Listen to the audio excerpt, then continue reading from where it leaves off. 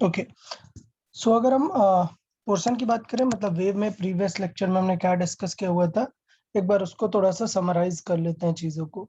ठीक है, सो जो मैंने प्रीवियस लेक्चर पे बताया, मैं डेफिनेटली बोल रहा हूँ शीट में से काफ़ी सारे क्वेश्चन हैं उसमें। सो आप लोग जब उसे सॉल्व करेंगे तो बहुत ही बेटर रहेगा आप लोग को उसे सॉल्व करना। ठीक है, सो शीट में मैं आज भेज दूंगा आपको कहाँ से कहाँ तक क्वेश्चन सॉल्विंग स्टार्ट करना है। अपन वेंसडे से उसको प्रैक्टिस से स्टार्ट कर देंगे, तो सभी लोग आज से ही एकदम प्रैक्टिस शीट सॉल्व करने में लग जाओ। चले देखें, तो सबसे पहले यार हमने ये देखा था कि यार कभी भी इक्वेशन ड्रॉ करना है तो उसे kx प्लस ओमेगा टी के फॉर्मेट में लिख लेते हैं। फिर पहले हम क्या करते हैं, पहले साइन थीटा कॉस थीटा जो भी है वो फंक्शन ड्रॉ करते हैं। फिर अगर फाई का भी ड्रॉ करना है तो इधर हम सेफ लॉजिक लगाएंगे कि प्लस फाई का मतलब नेगेटिव की तरफ ग्राफ को शिफ्ट करना है, माइनस फाई मतलब पॉजिटिव की तरफ शिफ्ट करना है।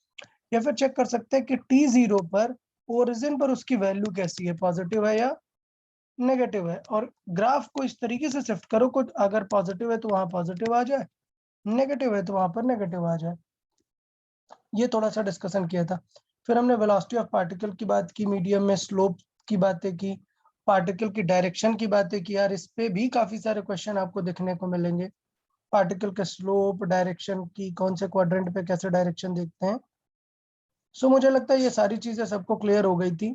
फिर हमने बात की थी क्या, एवरेज एनर्जी कितनी ट्रांसफर्ड होगी, और हमने बहुत ही लॉजिकल पर्सपेक्टिव देखा था कि जो एसएचएम की एनर्जी है और जो हमारी एनर्जी है वेव की, दोनों में क्या डिफरेंस होता है। तो अगर मैं एसएचएम में बात करूं, तो एसएचएम में कभी कभी कुछ बुक्स में ये देखने को मिल जाता है कि सॉरी, वेव में कभी कभी देखने को ये मिल जाता है कि पोटेंशियल एनर्जी एंड काइनेटिक, या let's say kinetic energy and potential energy both are maximum at a same point. But क्या कभी ऐसा हो सकता है क्या कि काइनेटिक और पोटेंशियल दोनों मैक्सिमम हो? मतलब बिल्कुल नहीं होना चाहिए लॉजिकली, क्योंकि दोनों का सम मिला के टोटल फिक्स रहता है। तो दोनों को कैसे मैक्स करा दोगे एट अ टाइम, एक अगर बढ़ेगी तो दूसरी क्या होनी चाहिए, कम कम होनी कम। चाहिए। बट ये स्टेटमेंट वो लिखना भूल जाते हैं कि यहाँ पर रियल में ये बात ही नहीं हो रही है। यहाँ पे दो टाइप की एनर्जी इन्वॉल्व है, क्या क्या, एक तो वेव की ट्रांसफर जो वो कर रही है, और एक खुद पार्टिकल अपनी एनर्जी कैरी कर रहा है। बट जो पार्टिकल कैरी कर रहा है, is that a real energy? नहीं सर। नहीं, वो नहीं है। ये है कि वेव कितनी ट्रांसफर कर रही है, वो तो बीच में एक कैरियर है। इट इज लाइक कि आपको 20 एनर्जी ट्रांसफर करना था, ठीक है, आपने कहा ये लो यार तुम 20 ले लो, फिर इसने थोड़ी देर होल्ड किया और दूसरे को दे दिया। तो हमें इसकी बात ही नहीं करनी चाहिए एनर्जी की, हमें तो हमारे 20 को देखना चाहिए कि किस तरह ट्रांसफर हो रहा है।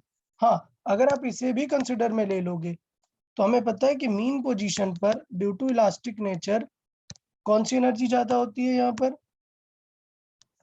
पोटेंशियल। यहाँ पर क्या ज्यादा होती है, पोटेंशियल। लेकिन पार्टिकल की स्पीड की वजह से उसकी सेल्फ की काइनेटिक ज्यादा होती है। तो ये बोल देते हैं कुछ कुछ बुक्स में कि मीन पोजीशन पर पोटेंशियल और काइनेटिक दोनों ज्यादा होते हैं। तो आप बिल्कुल कंफ्यूज नहीं होंगे, रियल में पोटेंशियल ही ज्यादा होती है। वो जो काइनेटिक है वो एक इंस्टेंट के लिए लिख दी है, किसकी, पार्टिकल वाली काइनेटिक एनर्जी। ठीक है, ओके।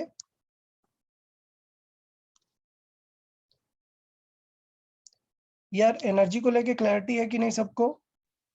Yes sir. अब दूसरा हमें एनर्जी के फॉर्मूले याद करने थे, तो तीन चीजें आती हैं काम में इस चैप्टर में, एनर्जी, पावर, इंटेंसिटी, तीन चीजें पूछी जाती हैं।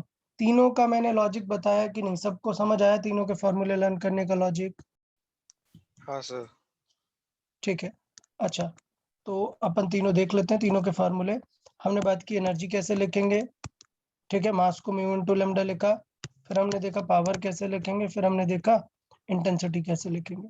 अच्छा यार, ये फॉर्मूले को हल्के में नहीं लेना है। मैं फिर से बोल रहा हूँ कि इन फॉर्मूले को सबको लर्न करना है, क्योंकि ये जो लेक्चर मैंने सिखाया, लेक्चर नंबर 5 एंड 6, 5 एंड 6 पे जो फॉर्मूले हैं, इनसे आपको शीट में क्वेश्चन कम दिखेंगे। बट इसका मतलब नहीं है कि ये सारे फॉर्मूले भूल जाने हैं। एग्जाम में जब भी आएंगे तो मोस्ट ऑफ द स्टूडेंट ये फॉर्मूले भूल जाते हैं। तो आपको याद रखना है जिससे आप थोड़ा सा बेटर परफॉर्म कर पाए वहां पर। ठीक है, सो इंटेंसिटी तक हमने देख लिया था फॉर्मूला। अभी आज हम डिस्कस करने वाले थे कि यार इंटेंसिटी चेंज कैसे होती है, किसी भी सोर्स से निकलने वाली एनर्जी को चेंज कैसे करते हैं, कैसे चेंज होता है वो। तो अभी हम आज देखेंगे इंटेंसिटी वेरिएशन। और ये कौन सी इंटेंसिटी का वेरिएशन है? ये एनर्जी वाली, एनर्जी से जो इंटेंसिटी जनरेट हुई है वो कैसे मतलब किस तरीके से वो वेरी करेगी। तो यार वो डिपेंड करता है सोर्स कैसा है। सपोज सोर्स कैसा है, पॉइंट सोर्स, तो एनर्जी किस डायरेक्शन में निकलेगी पॉइंट सोर्स है so all direction. All direction में। और जो एनर्जी डिस्पर्स होगी वो पूरी स्फेरिकल फॉर्मेट में होगी। क्लियर? ये किसमें होगी? ये पूरी स्फेरिकल फॉर्मेट में। सो ये अगर मैं बात करूं, स्फेरिकल वेरिएशन होगा उसमें। सो इसका मतलब स्फीयर में अगर हम देखें तो डेंसिटी के अकॉर्डिंग कैसे सेम रहेगी। तो पॉइंट अगर सोर्स है तो क्या चीज कांस्टेंट होगी? उसकी पावर कांस्टेंट होती है कि यार ये इतनी पावर से, लेट से लाइट अप होगा, साउंड है तो इतनी पावर से वो अपनी एनर्जी देगा। और कौन सी चीज बदलती रहती है विद डिस्टेंस? विद डिस्टेंस बदलती रहती है इंटेंसिटी। सो इंटेंसिटी में यहाँ पे बात कर सकता हूँ power upon area of that sphere, that is 4 pi r square. So I simply can say कि intensity decreases with respect to inverse square law. दूर जाने पर स्क्वायर के रेट से कम होती है। ये पॉइंट सबको समझ आया कि नहीं? Yes sir. हाँ, तो अगर कभी एक एग्जांपल लगाना पड़े तो हम यहाँ पे बेसिक रूल लगा सकते हैं क्या, कि I1 बाई I2 क्या आएगा, I2 बाई I1 नई इंटेंसिटी क्या फील होगी किसी पॉइंट पर, that will be R1 upon R2 का स्क्वायर। स्क्वायर। तो बेसिकली इंटेंसिटी इस रेट से डिक्रीज होगी, ये हमने समझा। इसका एग्जांपल भी देख सकते हैं, मैंने कल बेस्ट एग्जांपल एक बताया हुआ था, क्या था? Find the intensity of sound felt by observer B.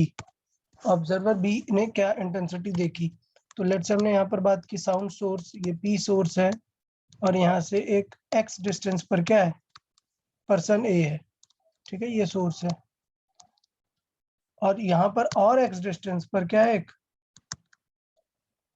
Person B है। तो क्या सॉल्विंग हो जाएगी यार? मतलब एकदम सिंपल है। अगर इंटेंसिटी एट ए बात करें, intensity at A it is I naught. A पर कितनी फील हो रही है? कुछ आई नॉट। तो काम बन गया। क्या हो जाएगा? आई बी बाई आई ए क्या हो जाएगा? बी की डिस्टेंस का उल्टा रखेंगे, मतलब क्या, एक्स ओवर 2x।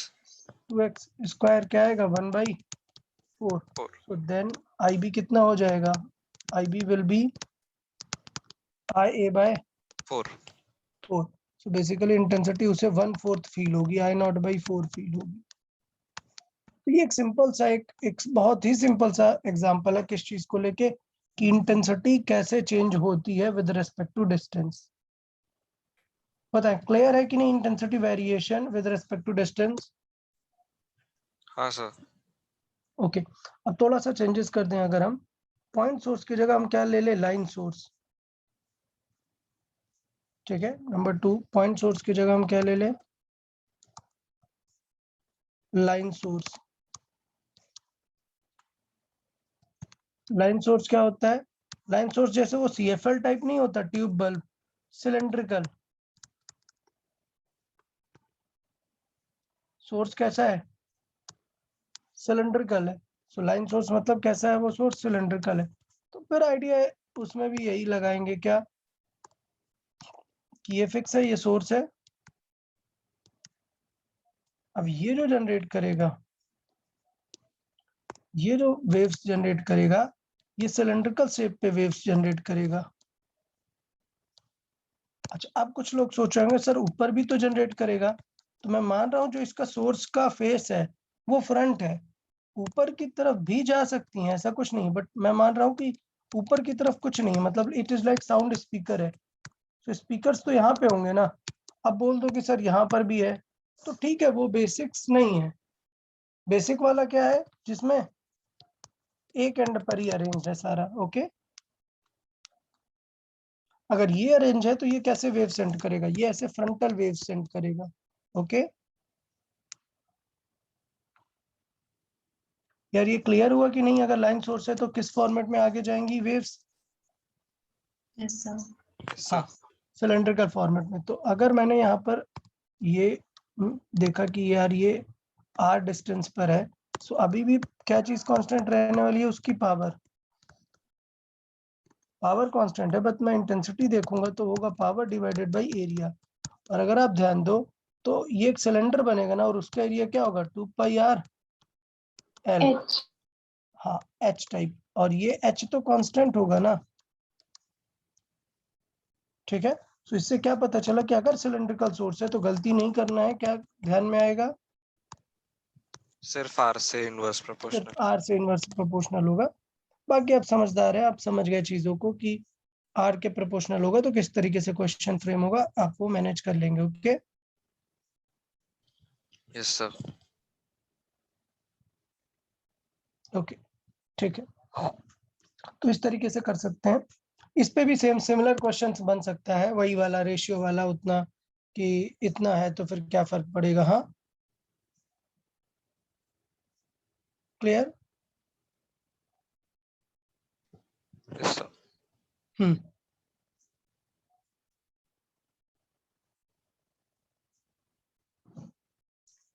चले देख लेते हैं, ऐसा कुछ आप पॉइंट नहीं है, इसी का एक एग्जांपल टाइप देख लेते हैं। क्या फ्रेम करें?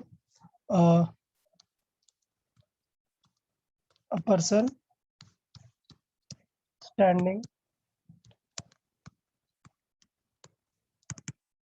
standing near a cylindrical speaker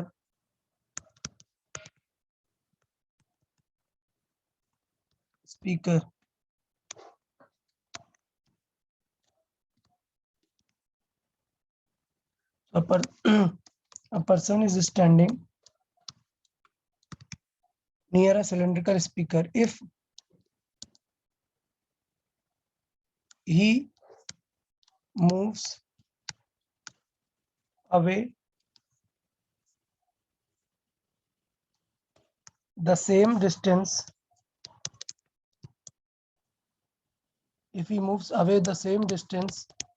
as their initial separation, or if he moves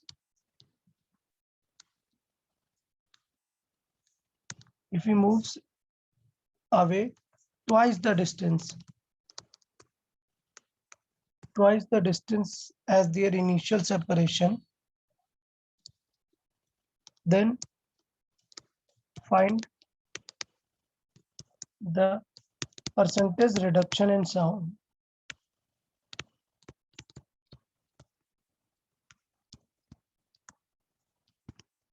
बताएं।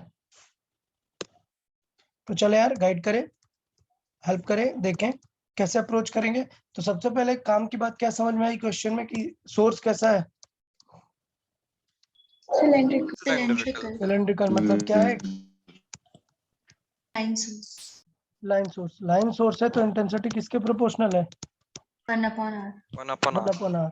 क्वेश्चन कैसे फ्रेम किया है कि अगर ये सोर्स है, पहले पर्सन कहाँ पर है, x डिस्टेंस पे, बाद में कितनी दूर मूव हो गया, 2x। 2x पे और मूव हो गया, ट्वाइस द डिस्टेंस। ओके, तो इसका मतलब आप समझ गए क्या आ जाएगा, I2 बाई I1 क्या हो जाएगा, R1 बाई R2। और अभी R1 R2 कितना दिया है, एक x है, दूसरा 3x। 3x। तो आंसर कितना आ गया, I2 इज 1/3 ऑफ I1। यार अभी गड़बड़ी है कि क्वेश्चन में पूछा क्या है, क्वेश्चन में क्या Percentage reduction. रिडक्शन पूछा हुआ है, तो कितना रिड्यूस हो गया? 2/3. 2/3. सो परसेंटेज रिडक्शन अगर देखें तो रिडक्शन हो गया 1 - 1/3, so it is 2/3 into 100। Clear ना, सबको समझ आया परसेंटेज रिडक्शन? रिडक्शन मतलब डिफरेंस है, वो जरूर ध्यान देना। क्लियर ना सबको? सिंपल क्वेश्चन ही है, मतलब जस्ट बेसिक लॉजिक। किसी को कोई डाउट क्या इनमें? नहीं सर। ओके चलिए, थोड़े न्यूमेरिकल क्वेश्चन भी इंटेंसिटी में देख लेते हैं, मतलब न्यूमेरिकल वैल्यूज पे भी क्वेश्चन आ सकते हैं। लाइक फुल टू न्यूमेरिकल ले लेते हैं। फुल टू न्यूमेरिकल मतलब let's say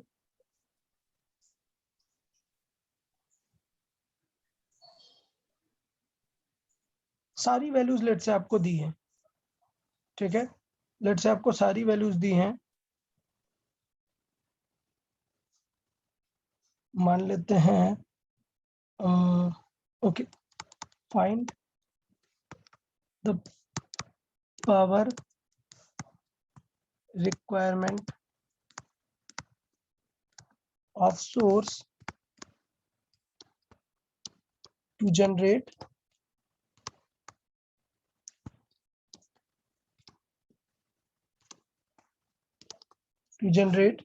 uh, 50 hertz, let's say wave मान लेते हैं 50 hertz wave of amplitude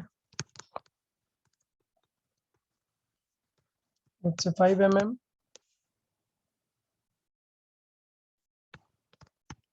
on a stretched string with 100 Newton।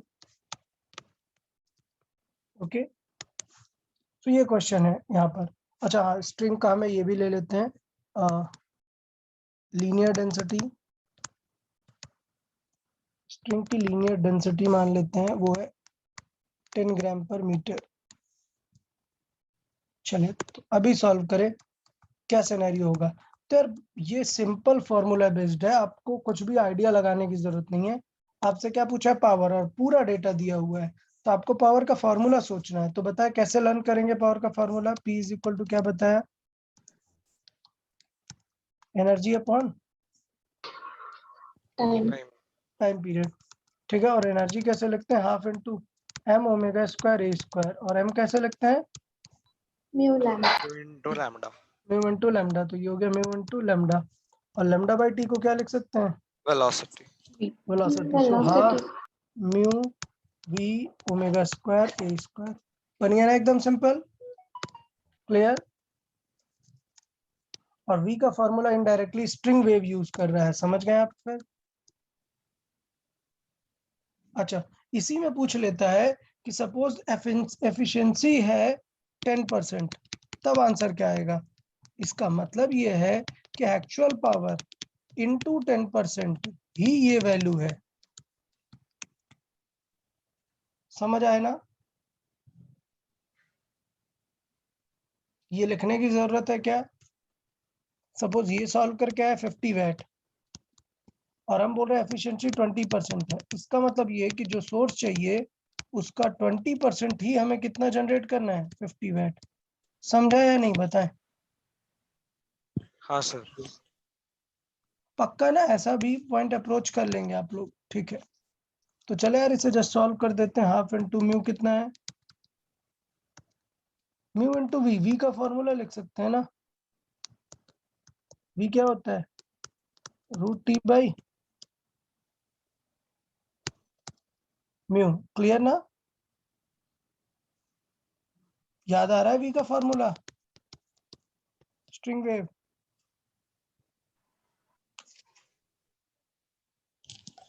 हाँ सर। ओके, अच्छा ये 10 ग्राम पर मीटर में यूज नहीं कर सकते, तो इसे क्या यूज करेंगे? केजी में। सो ये कितना होगा? 0.01 केजी पर मीटर। क्लियर ना? ओके, सो ये हो गया म्यू इंटू ये क्या हो गया root T by mu into omega square A square. यार अभी सॉल्व कर दो 1/2 इंटू म्यू कितना है 0। अच्छा ये रूट के अंदर ही आ जाएगा, एक म्यू कैंसिल आउट हो जाएगा, क्या आएगा 0.01 इंटू 100 इंटू ओमेगा। ओमेगा को क्या लिख सकते हैं 2 पाई 2πf इंटू ए स्क्वायर। तो बस ये रूट वाला तो पूरा काम हो गया। 1/2 into 4 pi square into F कितना है 50 का स्क्वायर इंटू ये कितना है 0.05 नहीं 5 mm दिया है ना, ठीक है। सो कितना आ गया ये 4 से कैंसिल 2 पाई स्क्वायर को क्या ले लें 10 10 5 5 25 00 इंटू अच्छा इसका स्क्वायर करना है यार, काफी कम हो जाएगा पावर, थोड़ा इसे सेंटीमीटर लिख लेते हैं सेंटीमीटर। सो फिर ये कितना हो जाएगा 0.05 क्लियर। तो ये हो जाएगा 0.0025। कोई डाउट क्या किसी को इसमें? नहीं सर। हाँ सो ये क्या आ जाएगा ये आ जाएगा 2 zeros कैंसिल आउट हुए, 1 0 ये कैंसिल आउट हुआ 2.5 और 2.5 इंटू 2 मतलब कितना आ जाएगा 5। तो 125 5 इंटू 125 राइट, ठीक है। तो इस तरीके से मेन चीज ये पॉइंट है यहाँ पर बताने का मतलब ये था कि कैलकुलेशन वगैरह प्रॉपर करनी आनी चाहिए आपको, ठीक है। फिगर में से भी क्वेश्चन पूछा जा सकता है, फिगर में से भी देख लेते हैं। Find the ratio of intensities of given waves, ठीक है। सो लेट्स से यहाँ पर वेव बना देते हैं।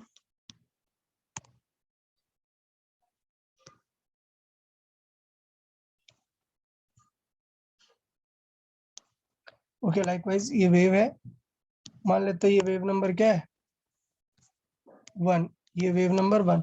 एक दूसरी वेव ले लेते हैं,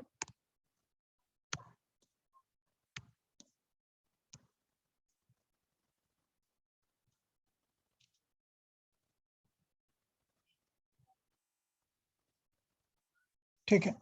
सो एक वेव दूसरी ले ली, ये वेव नंबर क्या है 2 है, ठीक है। ये वेव थोड़ा गड़बड़ हो गई है यार, थोड़ा और सही कर लेते हैं।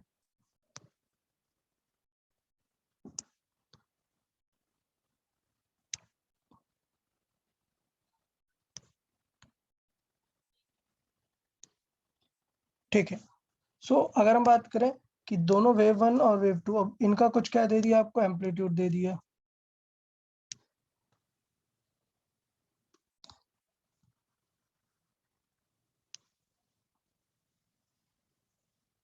ठीक है। सो इनका एम्पलीट्यूड आपको कुछ दे दिया, इनका एम्पलीट्यूड है 2 और इसका एम्पलीट्यूड कितना है 5। तो बताएं दोनों की इंटेंसिटी में रेशियो क्या हो जाएगा। तो हमें पता है इंटेंसिटी एम्पलीट्यूड पे डिपेंड करता है, एम्पलीट्यूड के स्क्वायर पे। हाँ। So intensity proportional to amplitude square. But ये कब होता है एक्चुअल फॉर्मूले में? तो दो चीजें रहती हैं, क्या क्या रहती हैं एक्चुअल फॉर्मूले में? दो चीजों पर डिपेंड करता है omega actual formula. Yes omega पे भी डिपेंड करता है, जो कि क्या इनडायरेक्टली फ्रीक्वेंसी। फ्रीक्वेंसी पे भी डिपेंड करता है। ये तब होता है फॉर सेम वेव, मतलब कि जब मैं क्या कंसिडर कर लूं एक ही वेव के बारे में अलग अलग एम्पलीट्यूड पे बातें करूं, मतलब लाइक कि वो वाटर से एयर में चला गया या एयर से वाटर, मीडियम बदल गया तो फ्रीक्वेंसी बदलेगी क्या? नहीं। सो फ्रीक्वेंसी अगर कांस्टेंट रहती है तब एम्पलीट्यूड पे डिपेंड करता है,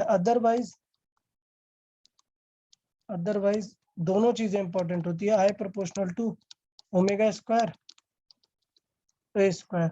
और इन सिंपल वर्ड्स इसका मतलब क्या हुआ, इसका मतलब हुआ कि I proportional to f square and A square. समझ आया कि नहीं?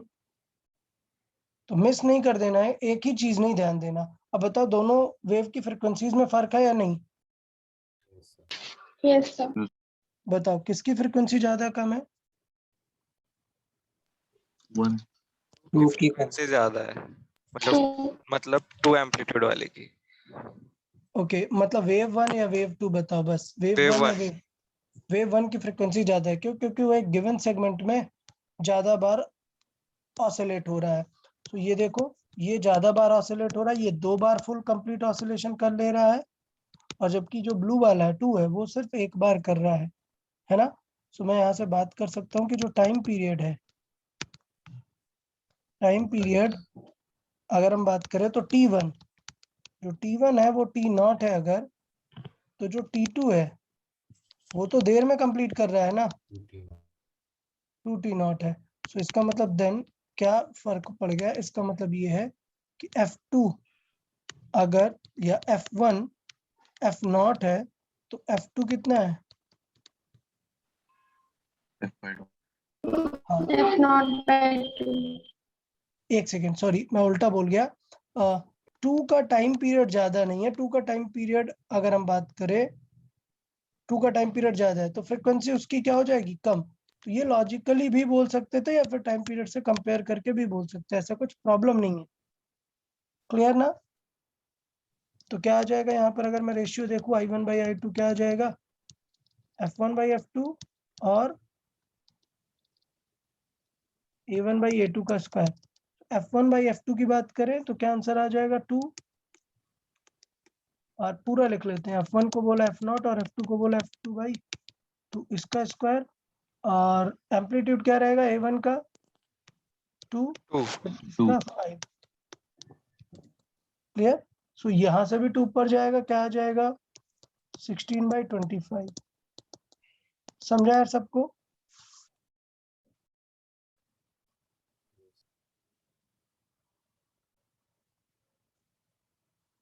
बताया यार, ये क्वेश्चन समझा?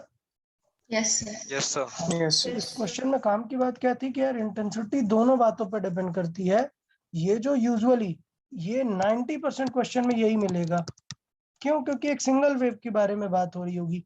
बहुत रेयर आपको ऐसा क्वेश्चन मिलेगा जब आपको देखे कि इंटेंसिटी दोनों बातों पर डिपेंड कर रही है। क्लियर या नहीं? Yes sir. अच्छा, तो यार ये जो हमने पूरी स्टडी की, ये हमने किस वेव को स्टडी की? स्ट्रिंग। बार बार हम एग्जांपल किसका ले रहे थे? स्ट्रिंग का। क्लियर? तो मैं अभी आपको सिखाऊंगा कि साउंड वेव भी बिल्कुल सिमिलर फर्क देता है, मतलब कोई टेंशन वाली बात नहीं है। तो गौर करना, मैंने चैप्टर किस तरीके से डिजाइन किया। हमने वेव देखा, वेव में हमने तुरंत सेग्रीगेट कर दिया कि यार ईएम वेव हमें नहीं पढ़ना, वो हमारा 12th में अलग से चैप्टर है। हमने किन की बात की? मैकेनिकल वेव्स की बात की। मैकेनिकल वेव्स में तुरंत तो 2 बातें की हमने, ट्रांसवर्स और लॉन्जिट्यूडनल। ट्रांसवर्स मतलब क्या था? स्ट्रिंग। और फिर लॉन्जिट्यूडनल मतलब साउंड। हमने क्या की? दोनों की प्रॉपर्टीज डिस्कस की। मेनली हमने क्या डिस्कस किया? वेलोसिटी। उसके बाद फिर हम वापस से आ गए थे स्ट्रिंग वेव में। हमने क्या डिस्कस की?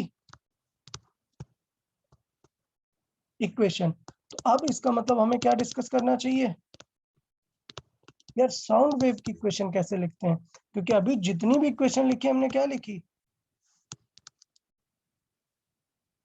स्ट्रिंग वेव की लिखी ना यार। ये यार बताएं, समझ आया कि नहीं यार? हाँ सर। ओके, तो चैप्टर फ्लो ध्यान दो कि किस तरीके से प्रोसीड कर रहे हैं। वेव में पहले अपन ने मैकेनिकल उठाई, उसमें स्ट्रिंग और लॉन्जिट्यूडनल दोनों की स्पीड रिलेटेड पूरे क्वेश्चन हमने कर लिए। फिर उसके बाद हमने दोनों की इक्वेशन रिलेटेड कर लेंगे। इसमें इक्वेशन में वेलोसिटी ऑफ पार्टिकल और एनर्जी, इंटेंसिटी, ये सब कुछ देखा ना। यही चीज अब हम किस में देखेंगे? साउंड में। साउंड वेव में देखेंगे। तो बहुत सारे बुक्स में 2 चैप्टर किए जाते हैं। किस तरीके से किए जाते हैं? स्ट्रिंग वेव अलग और साउंड वेव अलग। मैं सेपरेट नहीं करता, मैं पैरेलली सिखाता जाता हूँ। एक एक चीज दोनों में सिखाऊंगा, तो मैंने पैरेलली आपको क्या दिखाया, स्पीड। फिर पैरेलली क्या बात करेंगे, इक्वेशन, और उससे रिलेटेड पैरामीटर। ठीक, फिर उसके बाद मेजर क्राइटेरिया आएगा क्या, रिफ्लेक्शन एंड सुपरपोजिशन। क्या रिफ्लेक्शन मतलब जब एक वेव जाकर रिफ्लेक्ट हो जाएगी किसी से, नंबर 1। नंबर 2, एक वेव इधर से आने वाली दूसरी वेव के साथ मिल जाएगी तो क्या फर्क पड़ेगा। तो यही चीज हम स्ट्रिंग में देखेंगे और बात करेंगे कि यार देखो साउंड में भी सिमिलर होता है, कुछ फर्क नहीं पड़ता है, तो साउंड हमें पढ़ने की जरूरत नहीं है। समझ आया? Yes sir. हाँ, तो हमारा चैप्टर कुछ इस तरीके से वर्क करेगा जो मैंने आप अभी जस्ट एक्सप्लेन किया हुआ है। तो चले पहले हम साउंड के बारे में डिस्कस करते हैं, फिर हम सिमिलरिटी देखेंगे, और आगे जाके फिर हम साउंड को पढ़ेंगे ही नहीं बिल्कुल। हम बोल देंगे कि देखो यार स्ट्रिंग में और साउंड में ये सिमिलरिटी है, आप इस तरीके से सारे ऑप्शंस बना सकते हैं। Okay, yes sir. ठीक है। चले तो अपन बात कर लेते हैं साउंड वेव। अभी साउंड वेव की काम की बात ये है कि याद है मैंने बताया था कि जो स्ट्रिंग है वो इलास्टिक नेचर के थ्रू चलती है, मतलब डिस्प्लेसमेंट होता है आपको दिखता है, लेकिन जो साउंड मूव होता है वो किस डायरेक्शन में है, वो पार्टिकल हॉरिजॉन्टली मूव होते हैं। ओके, पार्टिकल कैसे मूव होते हैं, लॉन्जिट्यूडनली मूव होते हैं। तो इसके वजह से वहां पर एक नया टर्म जनरेट होता है, क्या, प्रेशर। क्या जनरेट होता है, प्रेशर। तो मतलब ये है कि साउंड के केस में दो टाइप के क्वेश्चंस आ जाते हैं। एक तो साउंड में पार्टिकल मूव हो रहा है या नहीं, बताए, साउंड के केस में पार्टिकल मूव हो रहा है, हाँ डेफिनेटली पार्टिकल मूव हो रहा है। साथ में एक और चीज वेरी कर रही है, क्या, प्रेशर। प्रेशर भी वेरी कर रहा है। इसका मतलब ये हुआ कि अगर साथ में प्रेशर भी वेरी कर रहा है तो इसका मतलब हम दो टाइप से इक्वेशन देख सकते हैं, हम मूवमेंट भी देख सकते हैं और साथ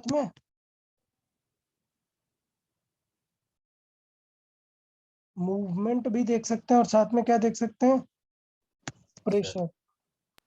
ठीक है, हाँ, तो मतलब मेरे कहने का पर्पज ये है कि दो टाइप के क्वेश्चंस रहेंगे, हमें दोनों से ही डील करना है।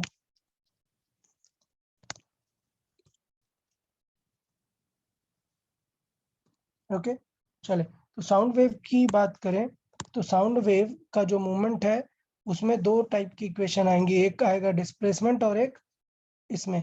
तो पहली बात करेंगे, ये क्या है, it is a longitudinal wave, it is a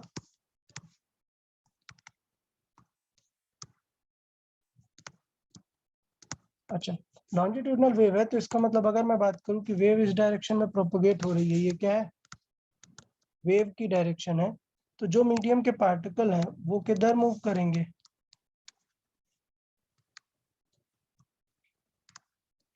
to and fro. Clear? तो टू एंड फ्रो के वजह से इस पे एक नया टाइप का कॉन्सेप्ट जनरेट होता है जिसे हम कैसे ट्रीट करते हैं बताते हैं। अगर मैं ये पैक मीडियम ले लूं और मैं इसमें साउंड का मूवमेंट देख रहा हूं तो इस तरीके से होता है कि कुछ मॉलिक्यूल्स बहुत क्लोज होते हैं, फिर थोड़ी देर में क्या हो जाते हैं, दूर होते हैं, पुश करते हैं एक दूसरे को, और जब पुश करते हैं तो फिर से फोर्स पुल करने लग जाता है और फिर से क्या बन जाता है, वो कंप्रेस होने लगते हैं। तो इसका मतलब मैं ये बताना चाह रहा हूं कि साउंड जो मूव होता है उस पे एक और प्रॉपर्टी देखने को मिलती है, क्या, प्रेशर।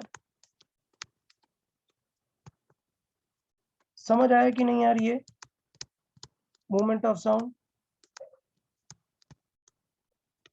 अच्छा, तो साउंड मूवमेंट में जैसे हम वहां पर बोलते हैं क्या, वेव ऐसे बनाते हैं, तो याद है क्रस्ट और ट्रफ बोला था हमने ऐसे, इसे क्या बोला था, क्रेस्ट। Crest. क्रिस्ट, और नेक्स्ट वाले को क्या बोलेंगे, ट्रफ।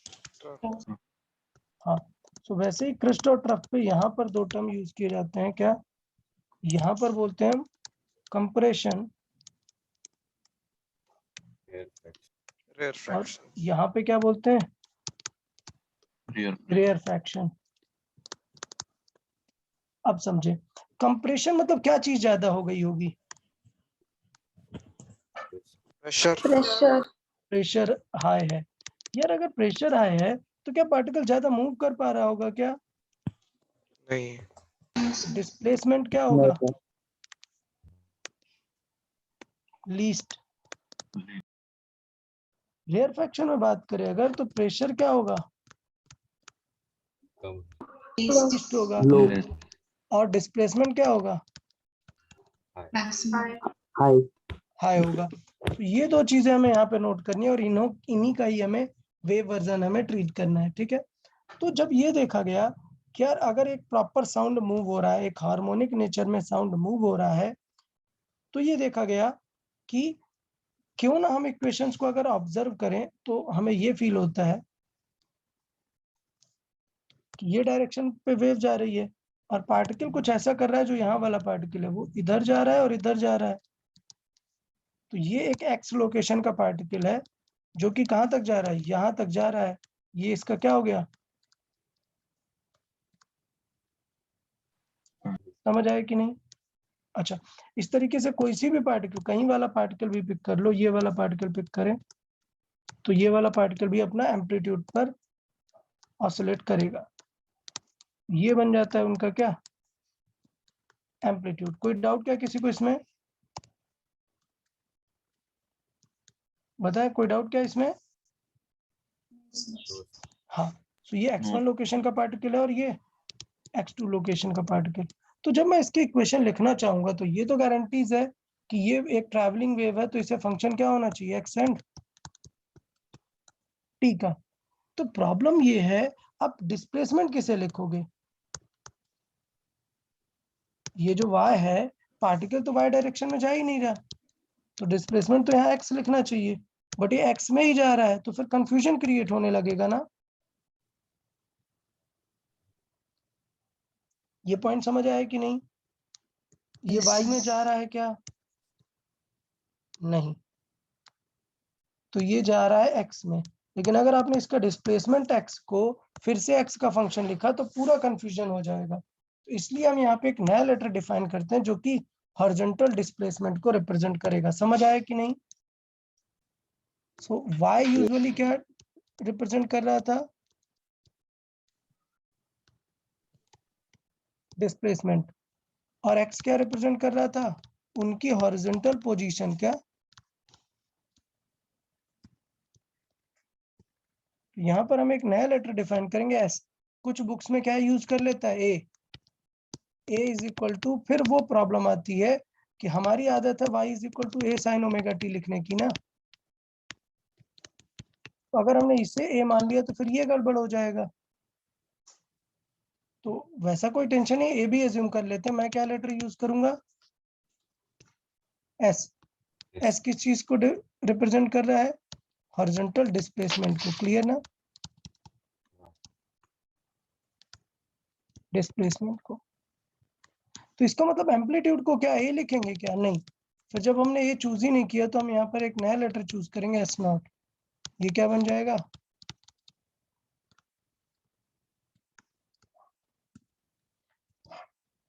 यार बताओ सबको नोटेशन समझ आया कि नहीं। यहाँ पे हम एम्पलीट्यूड को a की जगह क्या रिप्रेजेंट करेंगे, s नॉट। तो हाँ, साउंड वेव में दोनों चीजें समझ आई। तो इसका मतलब ये हुआ कि आगे से मैं साउंड वेव ऐसा स्पेसिफिकली नहीं पढ़ाऊंगा, आप सारा कुछ कंपेयर कर लेंगे। कंपेयर इन द सेंस, जैसे देखें, पहला मैं लिखाता हूँ आपको, पहले लिखा लेता हूँ क्या, डिस्प्लेसमेंट वेव। क्या,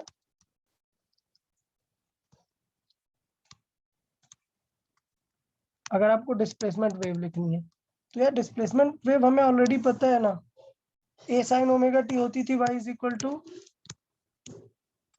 y के जगह हमने यहाँ पर क्या चूज किया है, s। तो डिस्प्लेसमेंट वेव क्या हो जाएगी, s is equal to s naught sine omega t minus k x. कोई डाउट क्या, यार बताएं, कोई डाउट क्या इसमें? नो Yes, सर। sir. ओके, तो फिर वेलोसिटी ऑफ वेव क्या आ जाएगी? Sound speed.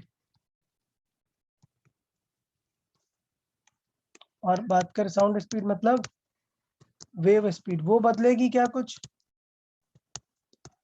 नहीं, वो तो क्या रहेगी? Omega by k. Omega by k. तो मतलब साउंड स्पीड जो है वो तो v इज इक्वल टू वही रहेगी क्या, ओमेगा बाई के। अच्छा, वेलोसिटी ऑफ पार्टिकल क्या हो जाएगी?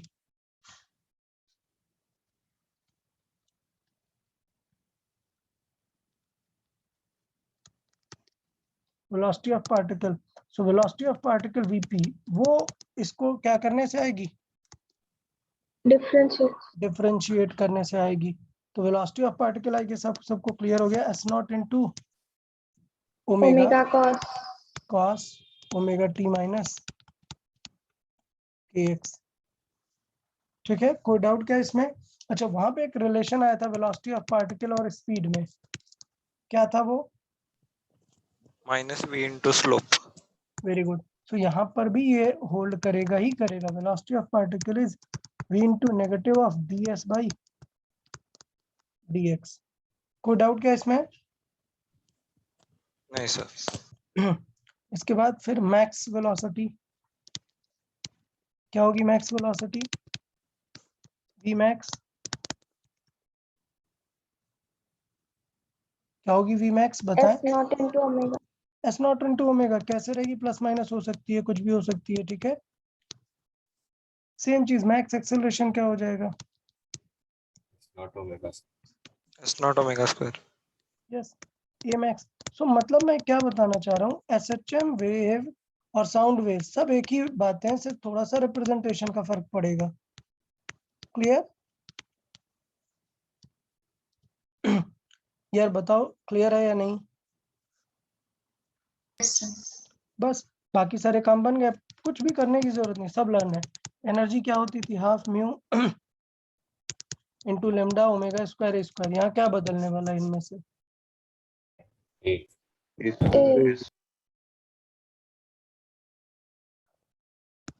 ए बदलेगा, ए की जगह क्या आ जाएगा? S naught. एस नॉट आ जाएगा। ठीक, तो इसका मतलब एनर्जी का क्या आ जाएगा यूनिट? एनर्जी आ जाएगा half mu into lambda into omega square S naught का स्क्वायर। डन। दूसरा प्रेशर क्या आ जाएगा? Half into mu into v into omega square into s naught square. कोई डाउट क्या? नहीं सर। अच्छा, इंटेंसिटी, इंटेंसिटी ऑफ साउंड सुनेंगे अच्छे से, क्या आ जाता है यहाँ पर फिर? Rho V omega square S naught square. कोई डाउट क्या?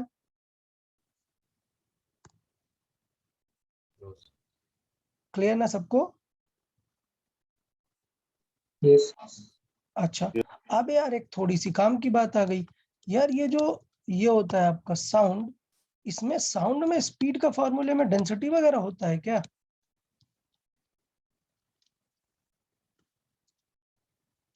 अरे भाई याद करो, साउंड स्पीड का फॉर्मूला क्या आता है किसी मटेरियल में? गैस बस में नहीं पूछ रहा हूँ, किसी भी मटेरियल में क्या आता है? Gamma RT upon E. Root gamma. अरे भाई लोग, गामा आरटी भाई, हम सिर्फ किस में है? अरे गैसेस। गैसेस में। यार कहाँ से कहाँ पहुंच गए तुम लोग, कुछ कुछ पढ़ते नहीं हो क्या? बी बाय रो, बी अलग अलग होता है गैसेस के लिए, लिक्विड के लिए सिर्फ प्रेशर, गैसेस के लिए गामा पी, क्योंकि गैसेस में एडियाबैटिक रहती है वो। क्लियर ना? और लिक्विड में सिर्फ प्रेशर। अरे भाई याद आया या नहीं? हाँ सर। Yes, sir. हाँ, ठीक है। सो इसका मतलब ये है कि अब इसके अलग अलग वर्जन बन जाते हैं, इसके बहुत सारे वर्जन बन जाते हैं। एंड एक और फॉर्मूला याद रखना होता है क्या? ये स्पीड क्या है? साउंड। तो साउंड तो वेव ही है ना, सो उसकी स्पीड और क्या है? एक ओमेगा बाई के। इसका मतलब ये है कि इन दोनों फॉर्मूले यूज करके बहुत सारे वर्जन ऑफ इंटेंसिटी बनाए जा सकते हैं। क्लियर, समझा या नहीं?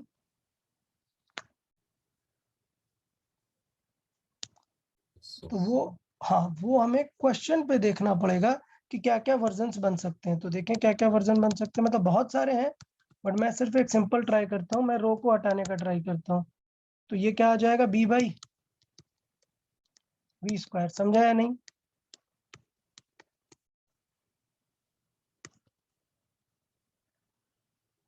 यार बताएं, ये क्लियर है या नहीं?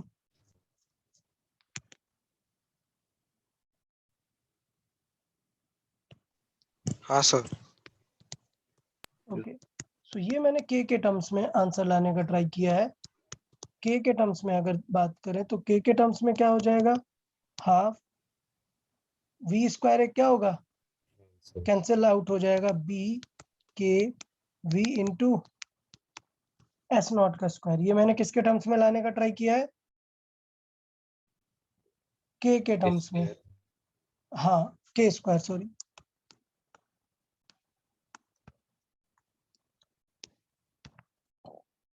क्लियर है ना यार सबको? दूसरा अगर मैं ट्राई करूं क्या, अगर इसे ओमेगा ही रहने दूं तो फिर कोई टेंशन नहीं है, एक बार बी कैंसिल आउट हो जाएगा, ये आ जाएगा B omega square S naught square by we.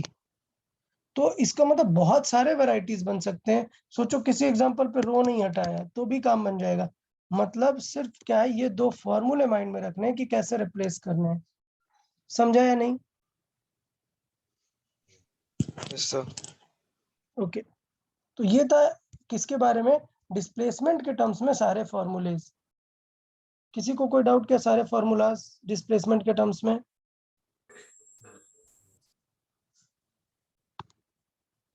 Okay, number two ये पूरा डिस्प्लेसमेंट रिलेशन था। नंबर 2 क्या है? Pressure wave sound as a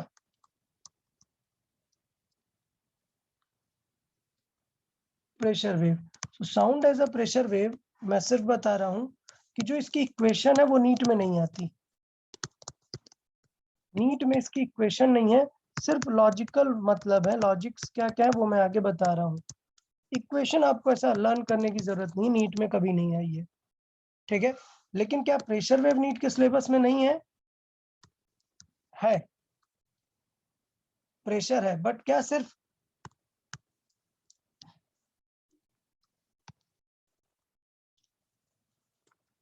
logical questions हैं, सॉल्विंग वाले क्वेश्चंस बिल्कुल भी नहीं है।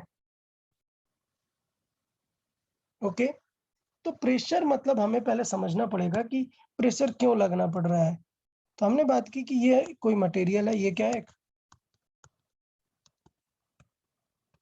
मटेरियल है। हमने क्या किया, इसमें थोड़ा सा एक वॉल्यूम पिक कर लिया। ये वॉल्यूम हमने क्या कर लिया? पिक कर लिया। ये हमने क्या ले लिया? एलिमेंट। इसकी थिकनेस कितनी है? dx। मान लेते हैं इसका क्रॉस सेक्शन एरिया कितना है?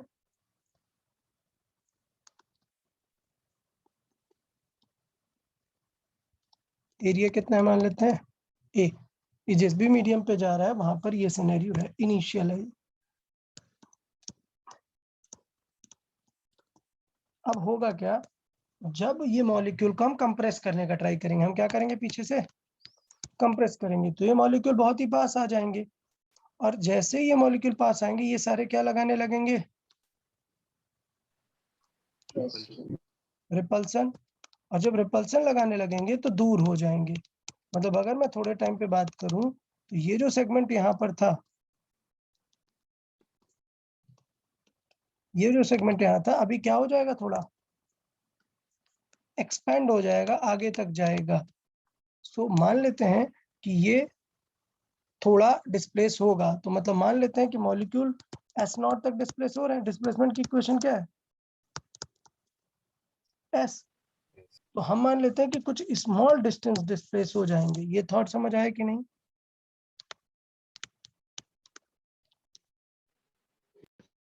तो इसका मतलब ये हुआ कि पहले इनकी लेंथ कितनी थी dx, अभी और कितना एक्स्ट्रा आ जाएगी ds। वेयर ds क्या है? ds is small horizontal displacement। Clear?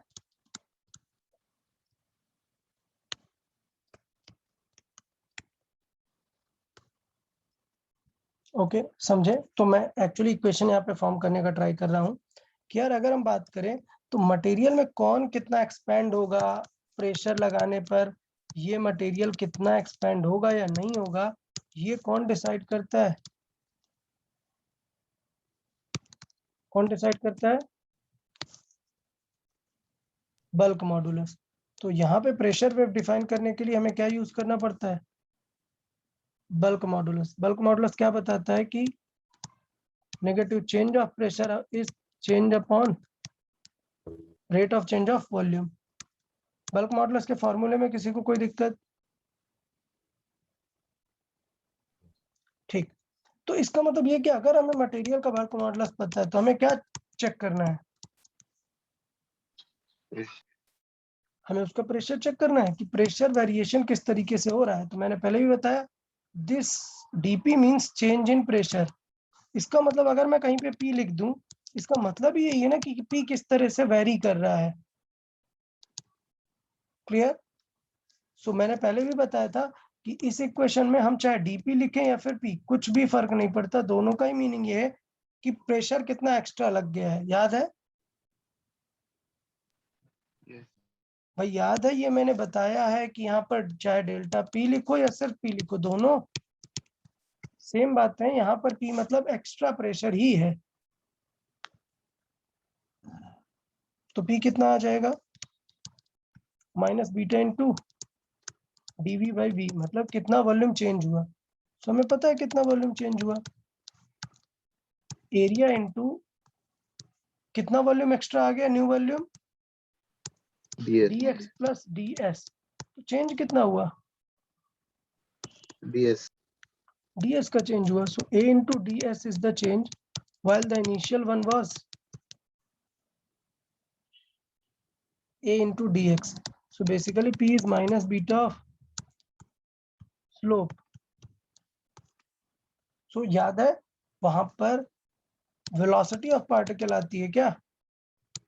Minus v into slope.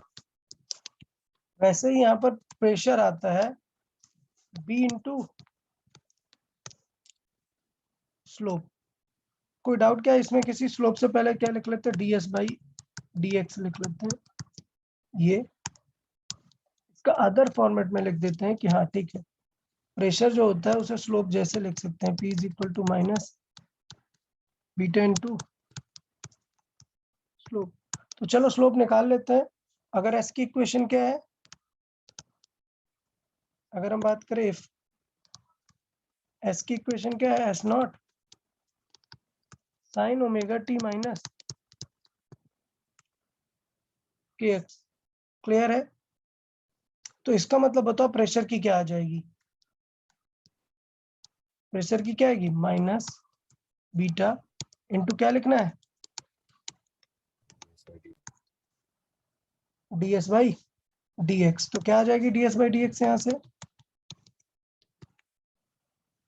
ds by dx s not common क्या आएगा? माइनस के साइन क्या बन जाएगा? Omega T minus k x. ठीक है, सो ये क्लोज हो जाएगा और प्रेशर की इक्वेशन आ गई जो कि हमें बिल्कुल लर्न रख लेनी है। ये क्या आ गया? B k S not cos omega T minus k x. तो इसका मतलब ये पी की मैक्सिमम या मिनिमम वैल्यू होगी ना। सो हम इसे क्या बोल सकते हैं? पी नॉट बोल सकते हैं। और ये आ गई पी की इक्वेशन, क्या? P not cos omega T minus k x. Cos को मैंने बताया है, कॉस मतलब कहाँ होता है? साइन से कितना आगे होता है? 5/2। Pi by 2। तो साइन में π/2 करके भी लिखी जाती है प्रेशर की इक्वेशन, या फिर डायरेक्टली कॉस लिखी जाती है। इन दोनों में ही सबसे काम की चीज, एक जो नई चीज निकल के आई है, क्या? What will be the maximum pressure in the medium. सिर्फ इतना फॉर्मूला है नीट में। नीट में ऐसा इक्वेशन नहीं पूछी जाती है कभी भी प्रेशर की, उसमें सिर्फ वेरिएशन पूछा जाता है कि अगर डिस्प्लेसमेंट साइन का फंक्शन है तो प्रेशर क्या है? कॉस। मतलब दोनों में कितना फेज डिफरेंस है? 90 डिग्री।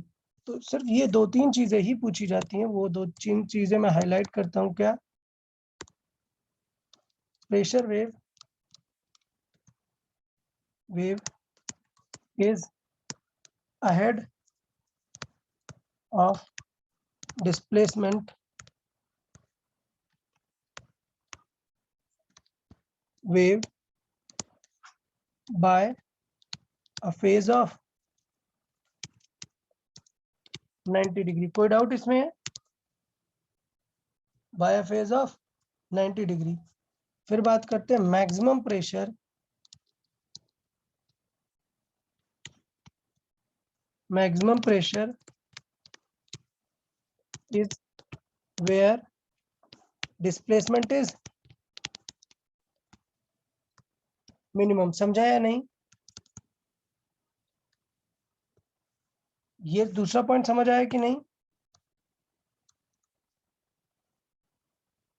प्रेशर मैक्स कहां पर होगा? जहां पर डिस्प्लेसमेंट मिनिमम होगा, क्योंकि डिस्प्लेसमेंट क्या है? साइन का फंक्शन। साइन जहां पे 0 होगा, कॉस वहां पर क्या होगा?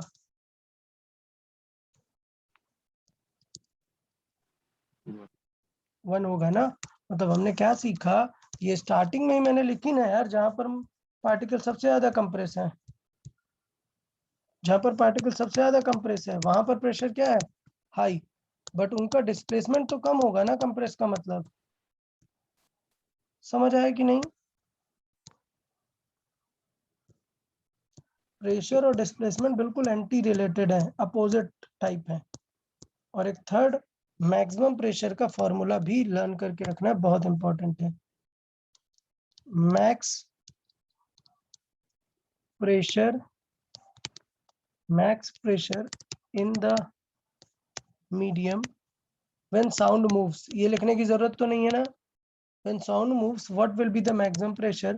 सो P max you can calculate as, बताएं, B k S naught. Clear है या नहीं? इसे हम क्या बोलते हैं? P not. पी मैक्स को क्या बोलते हैं? P not. इसे क्या लिख सकते हैं? B k S not. B आपको पता है, के आपको पता है, एस आपको पता है। चलो सारे वैल्यूज लिख लेते हैं। बी क्या है? बी क्या है? बल्क मॉडुलस के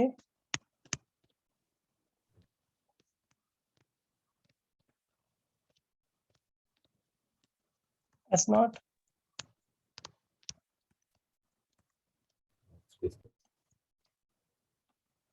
मैक्सिमम डिस्प्लेसमेंट एस नॉट।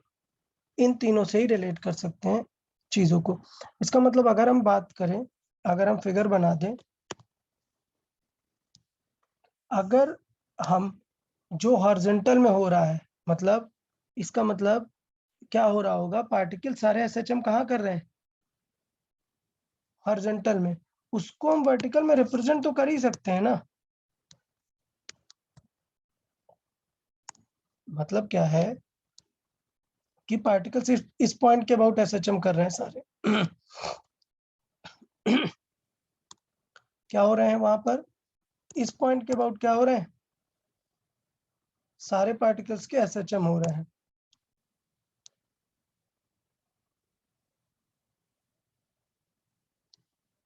ठीक, तो नोटिस करो मैंने पहला पॉइंट कहाँ पिक किया? मिडिल में। दूसरा एक्सट्रीम से, फिर मिडिल में। पॉइंट ये है कि अगर ये सारी एसएचएम हो रही है with respect to position, clear, मतलब हॉरिजॉन्टल में ही पूरी एसएचएम ऐसे ऐसे हो रही है, तो अगर आप इधर से देखो, साइड वाइज देखो, तो ये वही वेव वाली इक्वेशन बन गई ना। इसका मतलब ये है कि हमें पता है कि साउंड वेव हॉरिजॉन्टल मूव करती है, but instead of drawing it horizontal, हम इसे कैसे ड्रॉ कर सकते हैं? वर्टिकली ड्रॉ कर सकते हैं। तो टेंशन नहीं लेना है कि हॉरिजॉन्टल नहीं है, ये हॉरिजॉन्टल ही है, बस हम उसे ड्रॉ वर्टिकल कर सकते हैं। इसका मतलब इंस्टेड ऑफ वाई ये हमारी कौन सी एक्सिस बन जाती है, एस।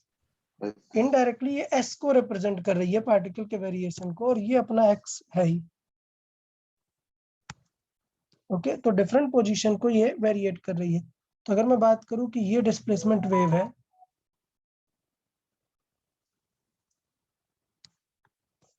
ये क्या है, डिस्प्लेसमेंट वेव, तो प्रेशर वेव किसका फंक्शन दिखेगी, एस। ये एस का, ठीक है। मतलब मेन फर्क क्या पड़ेगा दोनों में, अगर डिस्प्लेसमेंट वेव क्या है, साइन है, तो प्रेशर वेव क्या रहेगी, cos कॉस रहेगी। ओके, समझा या नहीं यार सबको, ये क्या हो जाएगी, प्रेशर। क्लियर यार। तो अगर डिस्प्लेसमेंट किसका फंक्शन है, साइन थीटा का, तो प्रेशर किसका फंक्शन है, cos थीटा। कॉस थीटा का फंक्शन है। ठीक है, सो हमें ये चेक करते रहना है कि यहाँ पर देखो प्रेशर मिनिमम है, जबकि डिस्प्लेसमेंट क्या है, मैक्सिमम है। और जबकि यहाँ पर देखो डिस्प्लेसमेंट मिनिमम है, प्रेशर क्या है, मैक्सिमम। क्लियर, समझा कि नहीं। यहाँ पर एस मैक्स है और पी क्या है, मिनिमम है। यहाँ पर एस मिनिमम है और पी क्या है, मैक्सिमम। समझा या नहीं, बताया यार।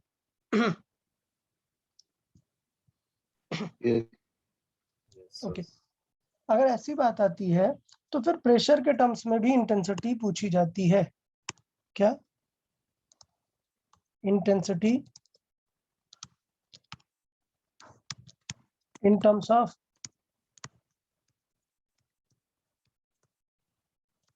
प्रेशर। सो ये अपन को याद रखना पड़ेगा। तो इंटेंसिटी का फॉर्मूला बताओ फिर से, चलो क्या रहेगा फॉर्मूला, हाफ, यार बताएं, intensity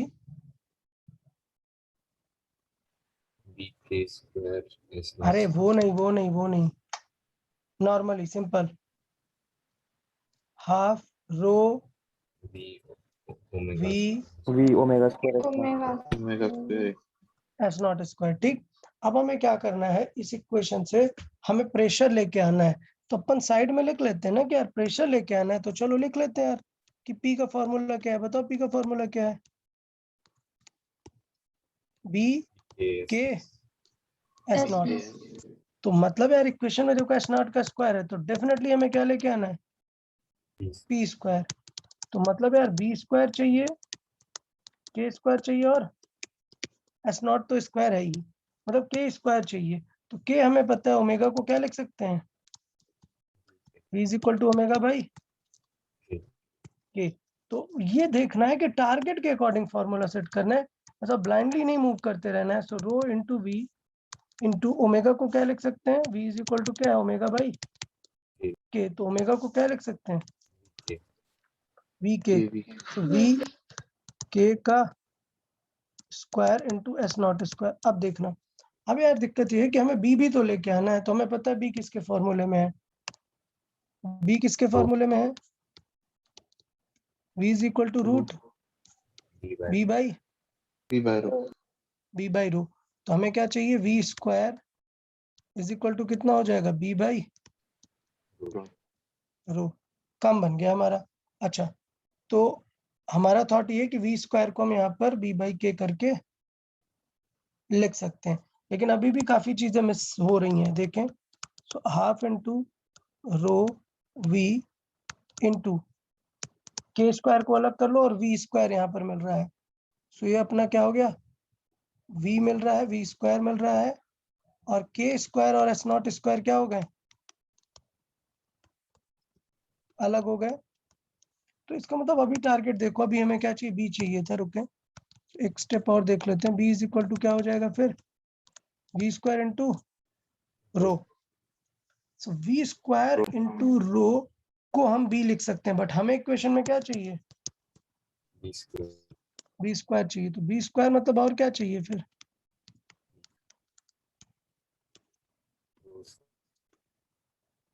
P to the power 4 और रो स्क्वायर। तो इस इक्वेशन में क्या करते हैं, एक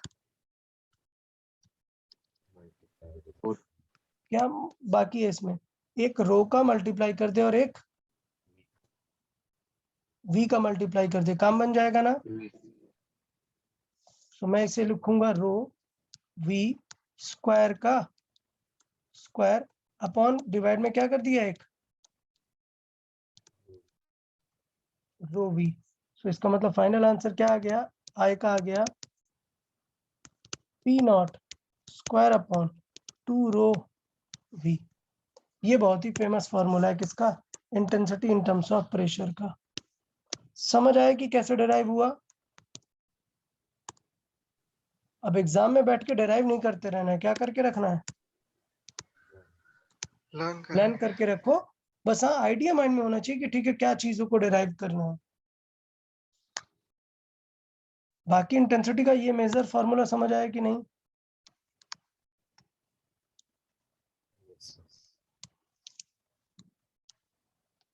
अच्छा तो क्या सीखा यार अभी हमने साउंड वेव में, साउंड वेव में हमने सारी चीजें देखी, बस एक इक्वेशन हमने किससे देखी, डिस्प्लेसमेंट। और हमने बात की कि साउंड में एक क्वेश्चन आ जाता है किससे, प्रेशर वेव से। तो प्रेशर वेव भी हमने वहां पर सीख ली। बता कोई डाउट क्या है यहाँ पर,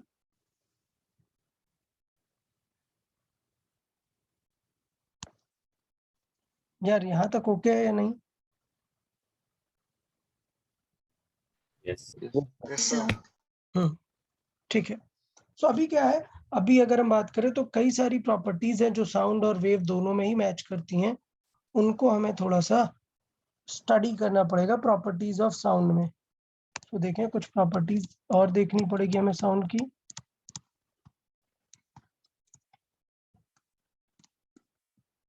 तो पहले तो हमने इनका वेव नेचर देखा, अभी हम कुछ बेसिक प्रॉपर्टीज की बात करेंगे जिन पे क्वेश्चन आते हैं। तो एक तो प्रॉपर्टी क्या थी, स्पीड। सो मुझे लगता है कि स्पीड के बारे में तो बहुत ज्यादा डिटेल में डिस्कस हो चुका है, हुआ है या नहीं। ओके या just minute, hold on everyone, हाँ just a minute.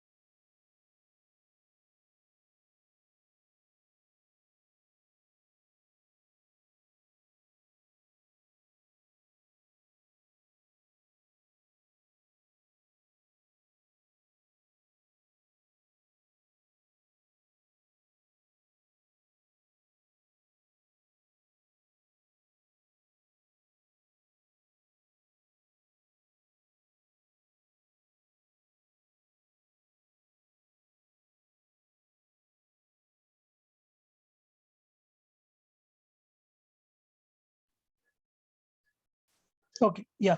Okay, everyone. Okay, so what were we discussing? या प्रॉपर्टीज ऑफ साउंड, मतलब प्रॉपर्टीज ऑफ साउंड डिस्कस करना था, जिसमें कुछ बेसिक प्रॉपर्टीज हैं वो ऑलरेडी हम डिस्कस कर चुके हैं।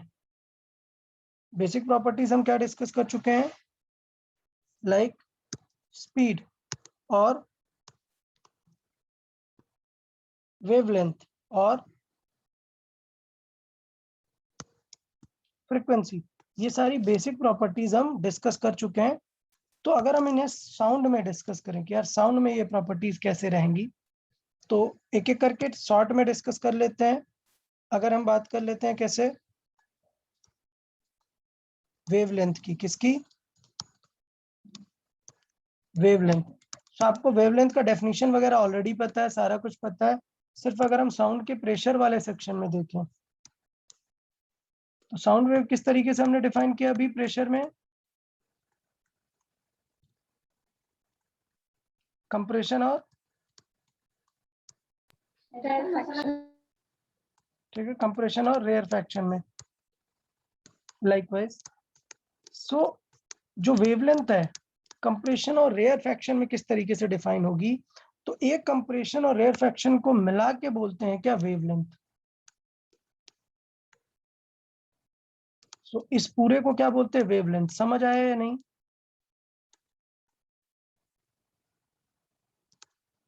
इस पूरे को मिला के बोलते हैं वेवलेंथ। सेम चीज अगर हम देखें तो वेव में भी हम देख सकते हैं, वेव में क्या था, वेवलेंथ किसे बोल रहे थे, हम इसे बोल रहे थे वेवलेंथ। अच्छा, मैंने फिगर में अभी ऐसा लग रहा है कि रेयरफैक्शन में मॉलिक्यूल्स ज्यादा हैं, बट ऐसा नहीं है, कंप्रेशन में बढ़ा देते हैं। डिस्टेंस जो है, डिस्प्लेसमेंट कवर्ड, वो दोनों का सेम होता है, किसका, कंप्रेशन और रेयरफैक्शन का। मतलब ये कि अगर आप इसे देखोगे, कंप्रेशन, फुल कंप्रेशन कितने जोन में रहेगा, तो ये कितना ही रहेगा, λ/2। क्लियर है ना यार सबको दोनों चीजें।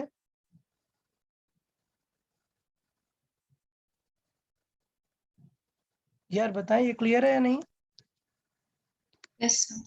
हाँ, इसमें यूनिट क्या है, ये सारी चीजें ये लिखने की जरूरत नहीं है, आप जस्ट फिगर में से समझ गए। आपको चाहिए तो वर्ड्स में से थोड़ा लिख ले सकते हैं कि कंप्रेशन और रेयरफैक्शन की बात करें तो एक कंप्रेशन के बाद नेक्स्ट कंप्रेशन कितनी दूर पर रहेगा, कितनी दूर रहेगा,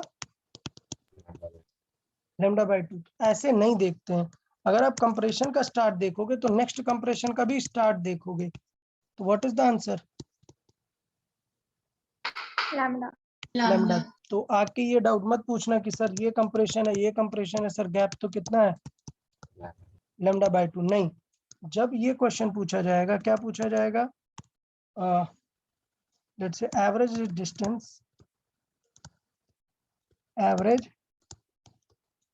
डिस्टेंस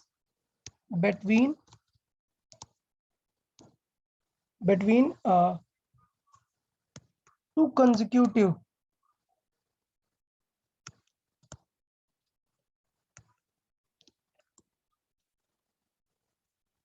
compression or rarefaction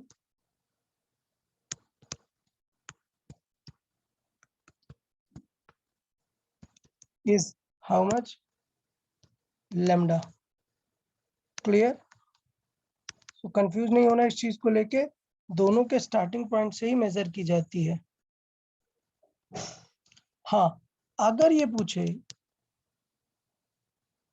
कि एक कंप्रेशन और एक रेयरफैक्शन में क्या डिस्टेंस है, तो अब ये नहीं बोलना कि सर ये कंप्रेशन है, ये कंप्रेशन है, ये रेयरफैक्शन, तो ये तो सर बगल में ही है इसके, इनमें डिस्टेंस क्या है, नहीं। एवरेज डिस्टेंस मतलब इनके मिडिल से देखी जाती है, समझा। तो इसका मतलब ये हुआ कि साउंड वेव को समझना थोड़ा सा कॉम्प्लेक्स होता है, लेकिन अगर आप इसे किसकी तरह फील करें, स्ट्रिंग वेव की तरह फील करें, तो आपको टेंशन लेने की बात ही नहीं है। This maximum displace is called compression point. क्या, कंप्रेशन। क्लियर। और this minimum displacement is called rarefaction.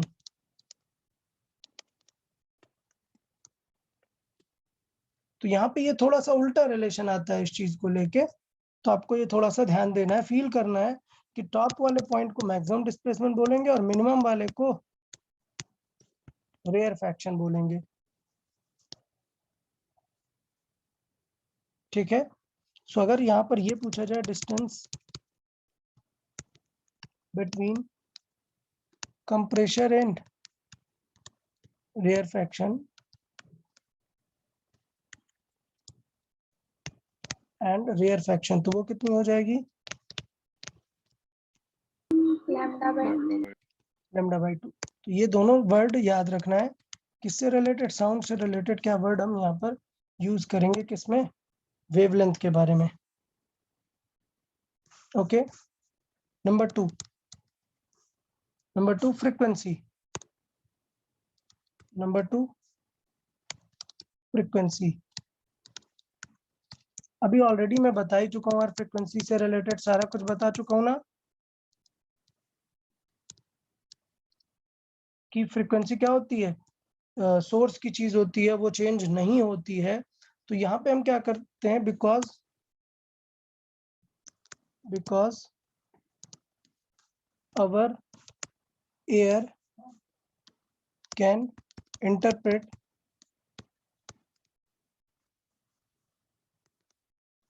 the sound, that's why its frequency can be felt.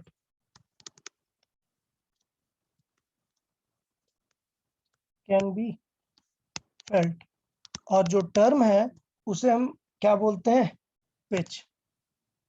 So term क्या है? पिच। पिच का मीनिंग क्या होता है?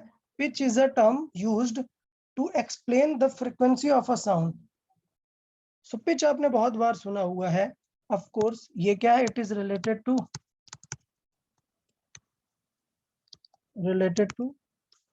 Frequency of sound. क्लियर है नहीं?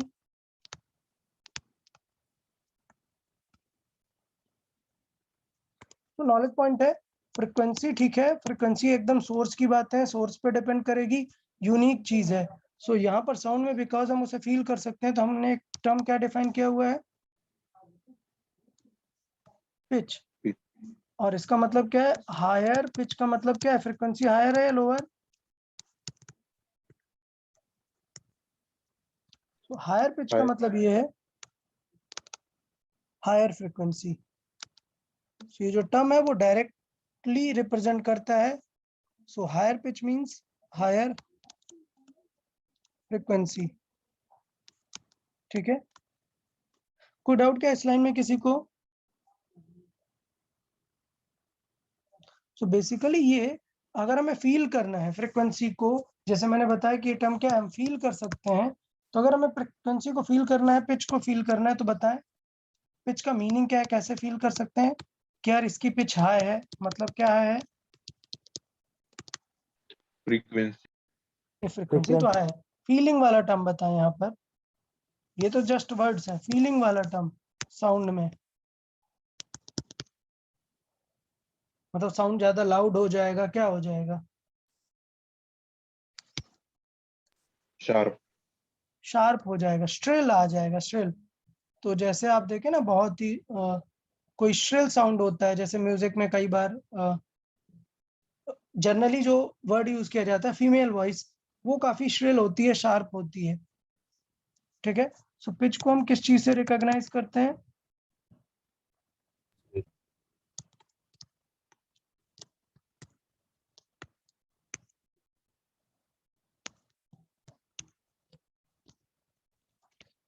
So it can be recognized by sharpness और दूसरा टर्म क्या है?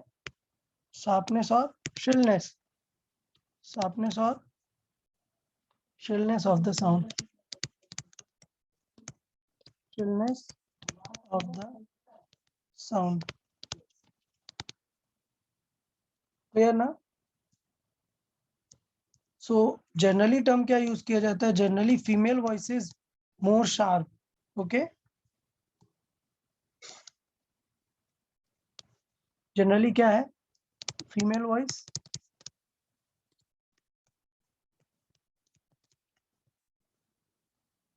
Is sharper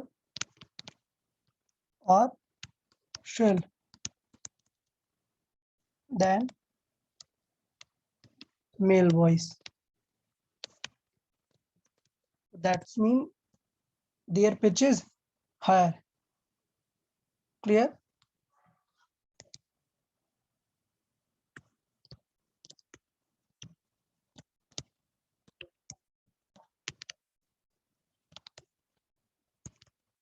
Their pitch is higher. यार बताएं, ये पिच रिलेटेड पॉइंट समझ आया या नहीं?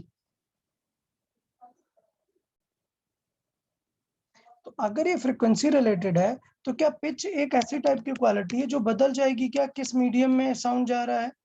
सपोज एक रूम में साउंड है और बीच में क्या है, वॉल, तो कोई एक पर्सन साउंड जनरेट कर रहा है और वॉल के थ्रू दूसरा पर्सन कोई उस तरफ सुन रहा है, तो क्या उसके पिच में कोई चेंजेस आ जाएंगे क्या? नहीं यार, ऐसे क्वेश्चन बनेंगे जब भी पिच की बात आए आप अपने माइंड में क्या लेके आओगे? फ्रीक्वेंसी. फ्रीक्वेंसी. क्लियर? अब साउंड जो जनरेट हुआ है, जो पिच जनरेट होती है, अगर ह्यूमन में बात करें तो ह्यूमन में क्या होता है, वॉइस बॉक्स एक सेटअप है जिसमें दो लैरिंग्स क्या करते हैं, वाइब्रेट होते हैं, दो थ्रेड्स क्या होते हैं, क्रॉस थ्रेड्स वाइब्रेट करते हैं और उनके वाइब्रेशन के थ्रू क्या जनरेट होता है, साउंड. तो रीजन क्या हो गया, क्या रीजन हो गया कि फीमेल वॉइस में साउंड श्रिल आता है, यूजुअली ही श्रिल आता है? तो जब क्या रीजन देखा गया, रीजन ये देखा गया कि उनके जो वॉइस बॉक्स है वो मेल के रेस्पेक्ट में क्या होता है, स्मॉलर इन लेंथ होता है, इसलिए उनका फ्रीक्वेंसी क्या होता है, हाई होता है. तो चैप्टर के लास्ट में हम प्रूव करेंगे ये चीजें कि अगर एक स्ट्रिंग में साउंड जनरेट हो रहा है लाइक गिटार, और गिटार में आप देखते हो ना, गिटार में मेन स्ट्रिंग होती है, यहाँ पे जैसे हॉलो सिस्टम है और ये स्ट्रिंग कनेक्टेड होती है, तो उसमें ऐसे ऐसे पॉइंट्स बने होते हैं जिसको गिटारिस्ट क्या करता है, फिंगर से यहाँ पे प्रेस करता है स्ट्रिंग, उससे वो क्या करता है बेसिकली, अगर उसने ए पोजीशन प्रेस की, इसका मतलब सिर्फ इतनी लेंथ वाइब्रेशन के लिए यूज हो रही है, बाद वाली तक वाइब्रेशन पहुंच नहीं पा रहा. तो बेसिकली वो क्या चेंज कर रहा है, लेंथ चेंज कर रहा है. और आप नोटिस करोगे, पता नहीं अगर गिटार को क्लोजली आपने ऐसे स्ट्रिंग्स यूज की हो तो उसकी स्ट्रिंग्स को प्रेस करके देख लेना आप, दो तीन चीजों पर डिपेंड करता है. खैर ये हम स्ट्रिंग पे ही डिस्कस कर लेंगे कि किन किन बातों पे डिपेंड करता है, स्ट्रिंग की थिकनेस पे डिपेंड करता है. सो आपने नोटिस किया होगा कि एक गिटार में डिफरेंट थिकनेस की स्ट्रिंग्स होती हैं. क्या भाई है कोई यहाँ पर, विश्वराज? Yes sir. भाई ध्यान देते हो ना, या सिर्फ हाँ. बस? ठीक है. सो अलग अलग थिकनेस होंगी, वो डिफाइन करेंगे कि फ्रीक्वेंसी क्या आएगी, और यहाँ पर होल्ड करने पर फर्क आएगा. तो आप डिफरेंट लोकेशन पर होल्ड करके देख सकते हो कि जितनी आप क्लोज आते जाओगे, लेंथ को कम करोगे, फ्रीक्वेंसी शार्प होती जाएगी. ओके, साउंड क्या होता जाएगा, शार्प होता जाएगा. सो इन सिंपल वर्ड्स, अभी कोई टेंशन लेने वाली बात नहीं, यहाँ पर लिखता नहीं हूं मैं, बट आप समझ जाएंगे कि स्ट्रिंग में अगर फ्रीक्वेंसी देखें तो वो 1/L पे डिपेंड करती है. तो अगर पूछे कि किसी का पिच ज्यादा है, मतलब फ्रीक्वेंसी ज्यादा है, तो लेंथ क्या है उसकी वॉइस बॉक्स की, कम है. तो ठीक है, ये सारी चीजें लिखने वाली बात नहीं है, आप इस चीज को समझ गए.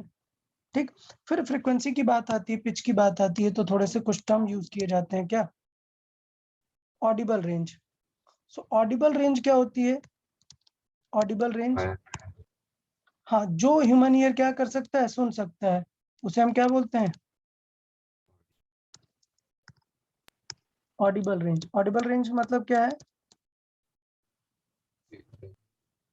ऑडिबल रेंज जो फ्रीक्वेंसी ह्यूमन ईयर इंटरप्रेट कर सकता है, इजीली रिलैक्स स्टेट में सुन सकता है. So that frequency is 20 hertz to 20,000. 20,000 hertz या 20 kilo hertz. Very good. So ये हो गई ऑडिबल रेंज। तो इसका मतलब अगर फ्रीक्वेंसी 20 हर्ट्ज से कम है तो उसे क्या बोलते हैं? इंफ्रासोनिक। इंफ्रासोनिक। Okay, infrasonic. और अगर एफ ज्यादा है किससे? 20 किलो हर्ट्ज से, तो क्या बोलेंगे उसे? अच्छा, अल्ट्रासोनिक या सुपरसोनिक? तो एक टर्म आपने सुना होगा ना सुपरसोनिक, वो क्या होता है? अरे डिफरेंस क्या है सुपरसोनिक और अल्ट्रासोनिक में? डिफरेंस क्या है?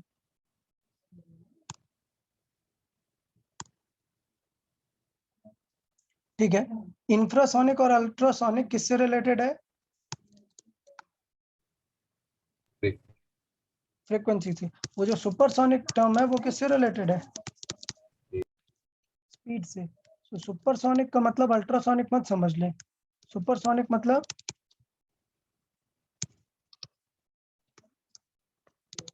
its speed is more than speed of sound. yes, its speed is greater than speed of sound। जो सुपरसोनिक रिलेटेड है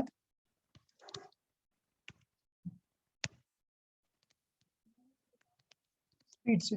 अब मैं स्पीड को यहाँ पे नहीं लिखूंगा, ध्यान दें, प्रॉपर्टीज में स्पीड को मैं यहाँ पर नहीं लिख रहा हूँ। रीजन पता है ना क्यों नहीं लिख रहा हूँ?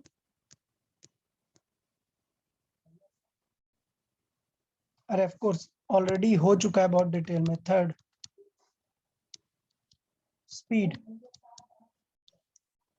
स्पीड तो क्या हो जाएगा? Speed v is equal to क्या होगा? Omega. F lambda omega by k. ठीक है, वो वेव इक्वेशन में से है। यहाँ पर फ्रीक्वेंसी और वेवलेंथ में क्या रिलेशन है? स्पीड में v is equal to f lambda, and in any medium, in any medium बहुत सारे केसेस है, मैंने पहले भी बताया था। v क्या होता है? Root e by rho. अगर हम किस में बात करेंगे? सॉलिड में। e को क्या रखेंगे? यंग्स मॉडुलस, मतलब क्या रखेंगे e को? y। और अगर लिक्विड एंड गैसेस है तो bulk modulus. So liquid and gases है तो वहां पर ई को रिप्रेजेंट करेंगे किससे? बल्क मॉडुलस से। क्लियर या नहीं?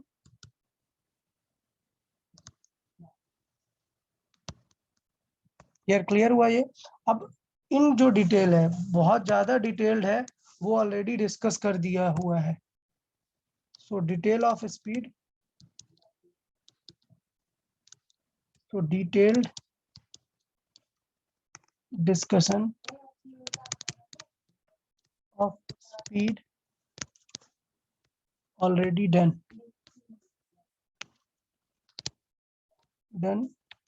in previous lectures। clear ना? तो फिर से पूरी चीजें लिखने की जरूरत नहीं है यहाँ पर, ठीक है। सो ये हमारा पॉइंट है, ये हमारा पॉइंट है कि साउंड में हमने क्या क्या प्रॉपर्टीज डिस्कस की। इस पे रिलेटेड डिस्कशन काफी सारे हमारे यहाँ पर आ जाएंगे साउंड रिलेटेड। तो अभी आगे साउंड की काफी सारी प्रॉपर्टीज हमें और डिस्कस करनी है, लाउडनेस और बहुत सारी चीजें, वो आगे हम नेक्स्ट लेक्चर में कंटिन्यू कर लेंगे। ओके, तो 3 बेसिक प्रॉपर्टीज यहाँ पर दिखी हैं, एक दो जो और है वो हम नेक्स्ट लेक्चर में डिस्कस करेंगे। यार आज की चीजें भी एक बार अच्छे से रिवाइज कर लेना, कुछ डाउट रहे तो बता दियो। ओके यार, क्लियर है सभी लोग? Yes, sir. चलो ठीक है, फिर आज के लिए काफी। एक बार नोट्स अच्छे से रिवाइज करियो, कुछ भी डाउट्स हो तो बता देना आप लोग। चलो okay, bye bye everyone. Bye, sir. या बाय बाय।